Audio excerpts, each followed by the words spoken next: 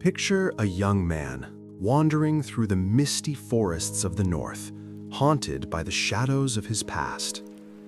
Aragorn, the heir to the throne of Gondor, spent years in obscurity, grappling with the weight of a legacy he barely understood. But what truly transpired during those lost years? In a land where every whisper of the wind carries tales of ancient kings and forgotten battles, Aragorn faced not only the ghosts of his lineage, but also the specters of his own doubts and fears. Join me as we unravel the mysteries of Aragorn's formative years, years filled with peril, discovery, and the relentless pursuit of identity. What challenges did he face in the wilds of Middle-earth, and how did these experiences shape the hero we know?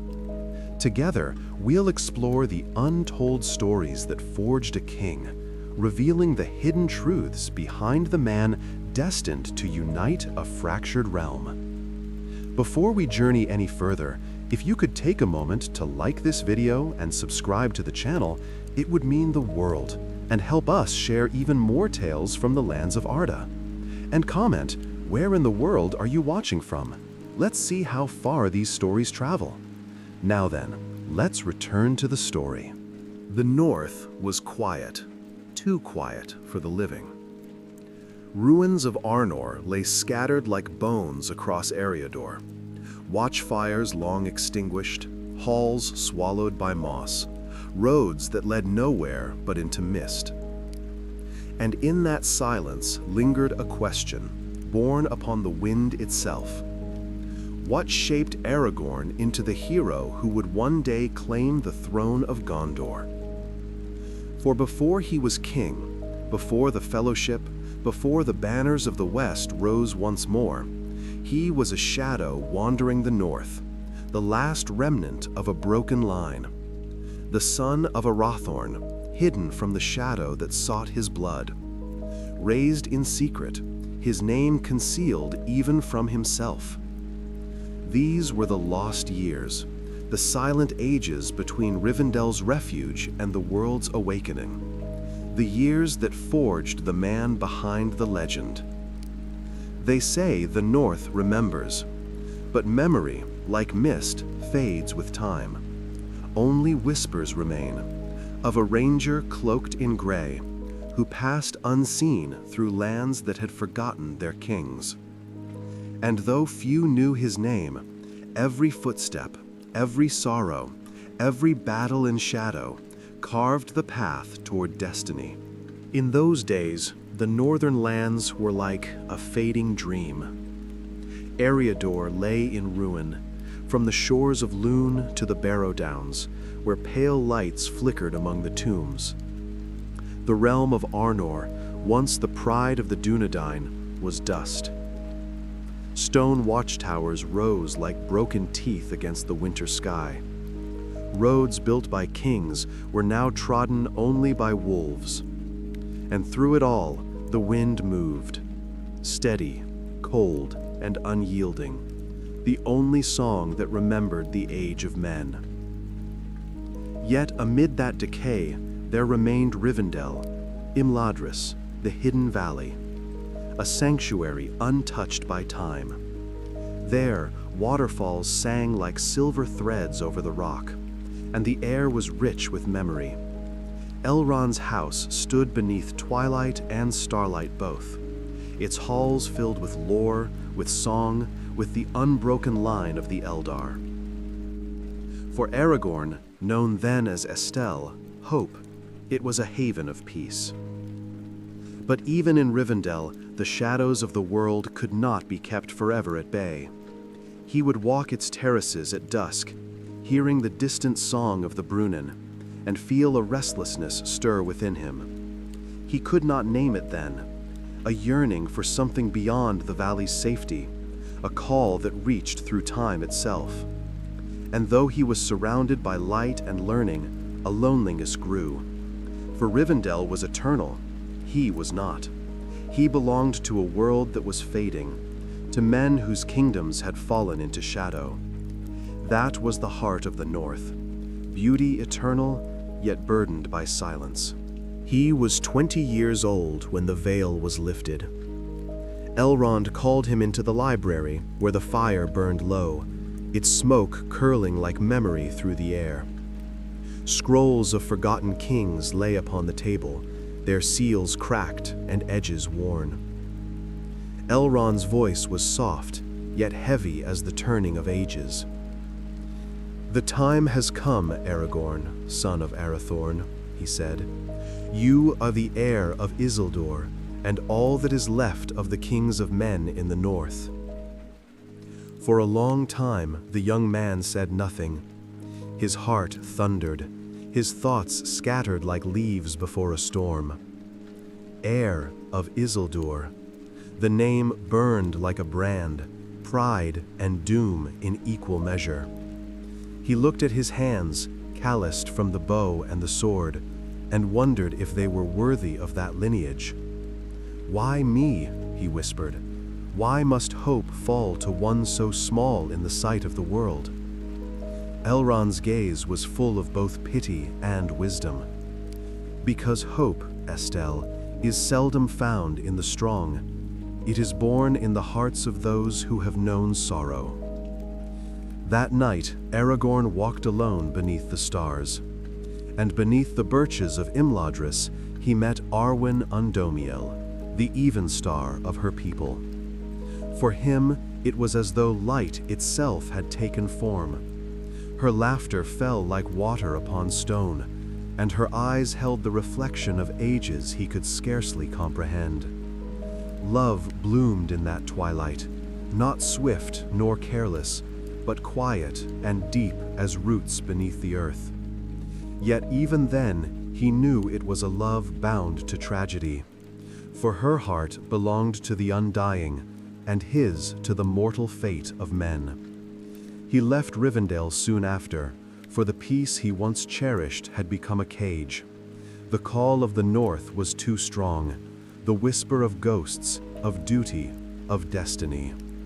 Thus began his wandering. The Dunedain, the last remnant of Arnor, lived as shadows among the ruins of their fathers.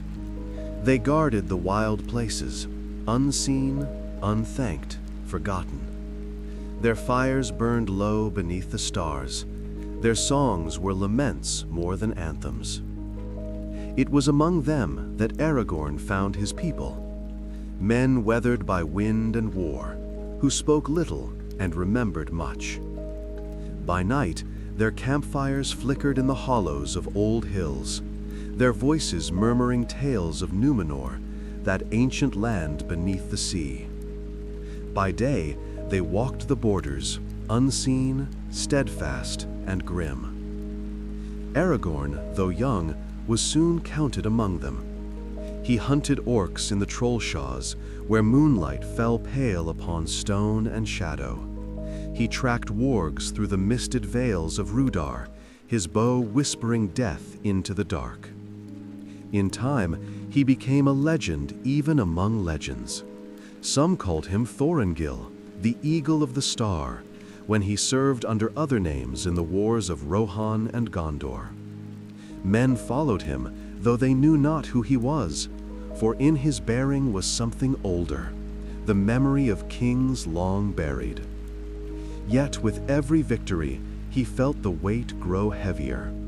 The blood of Isildur ran in his veins, the same blood that had once failed before the shadow. And so, amid triumph, he learned humility. Amid power, he learned restraint. Loss had marked him from the beginning. His father, Arathorn II, slain by an orc's arrow when Aragorn was but 2 years old. He had no memory of the man, only the stories whispered by those who loved him. But as the years passed, the wound deepened. He buried friends in shallow graves beside the weather hills. He saw villages burned, families scattered, children grow without fathers, just as he had. He came to understand that every sword he raised, every watch he kept, was not for glory, but to spare others from the fate that haunted him. At times, he would stand upon the ruins of Onumenus, looking out over the lake, and feel the weight of countless years pressing upon him. "Is this what it means to be king of ghosts?" he once murmured. The mist rose from the water, cold and unfeeling. No answer came, only the whisper of wind through stone. Yet, from that silence, a kind of strength was born. Not pride, not vengeance, but endurance. For in sorrow, he had learned compassion. In loneliness, understanding. In loss, hope. The years passed as shadows lengthen upon stone, quietly, without record, without song. Yet every path Aragorn took wound itself into the great web of the world's fate. Far to the south he went, into lands few of his kind had seen. There, the sun burned red over fields of Gondor, and the white city gleamed like a memory of Numenor itself. But he came not in splendor. He came under a false name, Thorongil, the Eagle of the Star, a captain among strangers. None knew his lineage, few saw the quiet sorrow in his eyes. He fought in wars not his own, beside men who would one day kneel before him as king, though neither they nor he yet knew it. His counsel was wise, his sword swift, and though victories bore his mark, he took no glory. When the steward of Gondor would have kept him close, Aragorn refused honor and reward alike. For pride was not his master, duty was. "I am but a servant of the realm," he once said, "and when my work is done, I will depart as quietly as I came." So he did, vanishing like the wind from the south, as though he had never been. Then eastward he went, into the wild lands beyond the Anduin, where the air was thick with rumor and shadow. It was there, beneath blackened skies and amid the whispers of dark things stirring, that he met Gandalf the Bray. Their meeting was not chance, for little in Middle-earth ever was.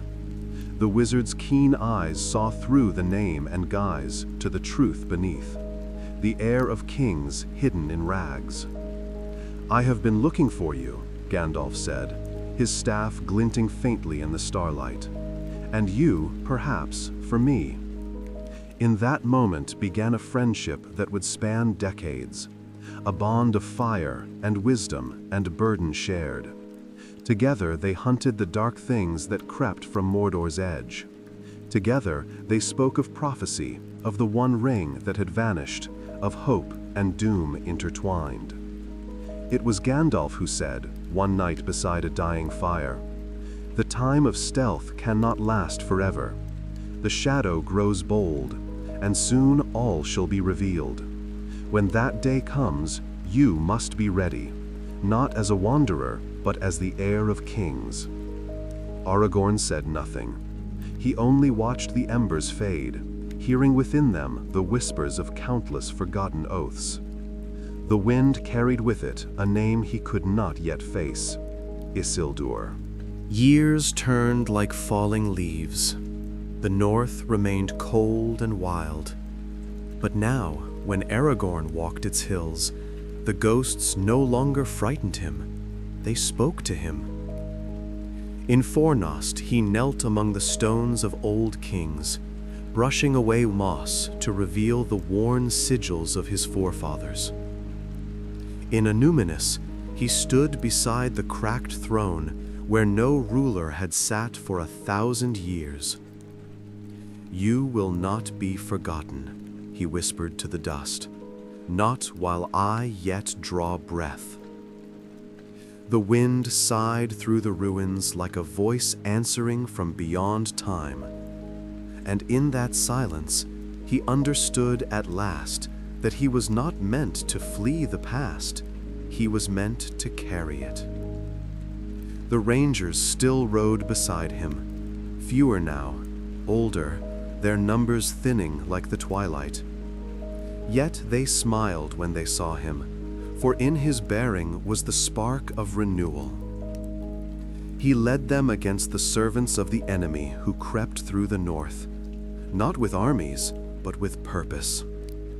Villages that had long feared the dark now spoke of the chieftain of the Dunedain, who came in the night, left safety in his wake, and was gone before dawn. But each act of mercy, each victory, each loss weighed upon him. The ghosts of the north did not rest easily, and he bore their memories like stones within his heart. Still, there were moments of peace. A quiet dawn over Weathertop, the smell of heather in spring, the laughter of the few who still believed. In those moments, he felt what it might mean to be king, not of glory, but of hope reborn. And when he returned after long years to Rivendell, Elrond saw the change in him. No longer the uncertain youth who had once asked, "Why me?" but a man tempered by trial. Elrond spoke gently. "You have walked the long road, Aragorn, son of Arathorn. You have passed through darkness and returned with light still in your heart." Aragorn bowed his head. "And yet, Father, I am but a shadow of what must come, for the storm has not yet broken." "No," said Elrond, "but you have learned to stand before it." And in that truth lay the strength of kingship, not in crown nor throne, but in the endurance of the heart. The years of wandering drew slowly toward their end, though Aragorn did not yet see it. The shadows lengthened across Middle-earth, and dark tidings came from the east. The enemy stirred once more in Mordor. But the north remained steadfast. The rangers kept their silent watch, the ruins whispered still. And amid that twilight stood one man who bore all the memory of a fallen world and the hope of one yet to rise. When he looked to the south, he no longer saw only the burden of destiny. He saw a promise. Arwen's face lingered in his thoughts, her voice echoing through the years like distant song. "There is still hope, Estelle." He smiled faintly, the first in many days.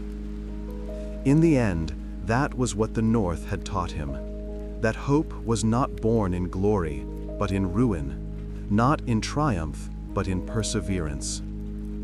So when the summons came, when Gandalf's words reached him in the wild, when the tale of the Shire's quiet folk began to unfold, Aragorn was ready.